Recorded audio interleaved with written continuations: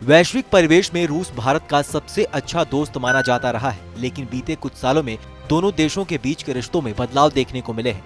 भारत और रूस के बीच रिश्तों के समीकरण अब पहले जैसे नहीं जान पड़ते हैं। सबसे बड़ी बात है कि हाल ही के दिनों में रूस की नजदीकियां पाकिस्तान के साथ ज्यादा दिखाई दी है। हालांकि अभी भी दोनों राष्ट्र द्विपक्षीय वार्ताओं में एक दूसरे का सबसे बेहतर साथी होने का दावा जरूर करते हैं। ऐसे में विदेश नीति के जानकार इस विषय पर ज्यादा गहनता से विचार करते हैं कि क्या वाकई रूस और भारत के बीच के रिश्ते पहले जैसे इंटैक्ट हैं। रूस और भारत के बीच बदलते समीकरण को नए नजरिए से देखने की कई वजहें हैं। मसलन 2 दशक के बाद पहली बार रूस और भारत के बीच होने वाली वार्षिक बैठक को टाल दिया गया। इसे लेकर भी काफी गहमा गहमी भी हुई थी।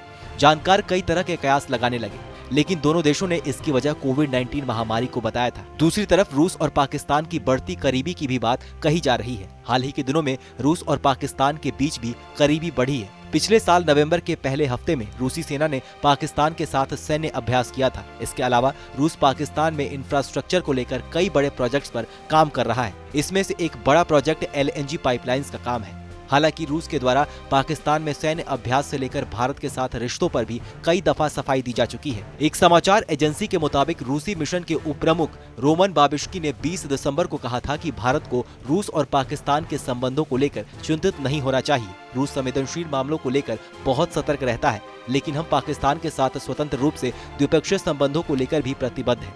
पाकिस्तान के साथ भी हमारा द्विपक्षीय व्यापार और आर्थिक एजेंडा है। पाकिस्तान SCO यानी संघाई कोऑपरेशन ऑर्गेनाइजेशन का सदस्य है। किसी भी देश के साथ द्विपक्षीय रिश्ता किसी देश के खिलाफ नहीं होता, लेकिन इन सब बातों के बजाय रूस का पाकिस्तान के साथ सैन्य अभ्यास से लेकर आर्थिक डील भारत की आंखों में खटकता जरूर है। हाल ही में रूसी विदेश मंत्री से बदलती वैश्विक परिस्थितियों में भारत और रूस के बीच संबंधों के फैलाव के बारे में पूछे जाने पर रूसी विदेश मंत्री ने बड़े ही साफ शब्दों में कहा था कि भारत और रूस के बीच की साझेदारी बहुत विस्तृत है। हम इसे रणनीतिक साझेदारी भी कह सकते हैं। प्रधानमंत्री नरेंद्र मोदी के सत्ता में आने के बाद हमारी रणनीतिक साझेदारी को विशेष रणनीतिक साझेदारी कहा जाने लगा। रूस और भारत के रिश्ते बहुत खास हैं। रूस के लिए भारत बहुत करीबी है। लेकिन इसी बीच रूसी विदेश मंत्री ने इंडो पैसिफिक की क्वाड ग्रुप को लेकर भी सवाल खड़े कर दिए, जिसमें US, ऑस्ट्रेलिया, जापान और इंडिया शामिल हैं। उन्होंने इस समूह को लेकर कहा था कि इस समूह के प्रारूप में वे साफ कह रहे हैं कि यह साउथ चाइना सी में स्थिरता के लिए है और चीन को रोकने के लिए है।